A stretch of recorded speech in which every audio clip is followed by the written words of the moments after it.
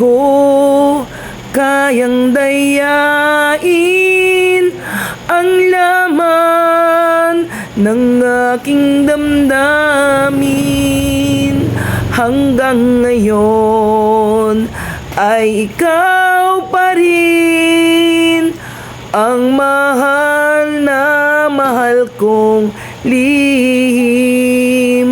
Sana ay iyong mapansin ang tanging dalangin.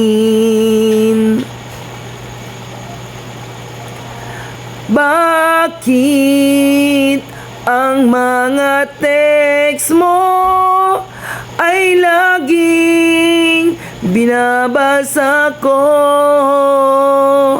upang ang lungkot na nadarama ay mapawing panandalian.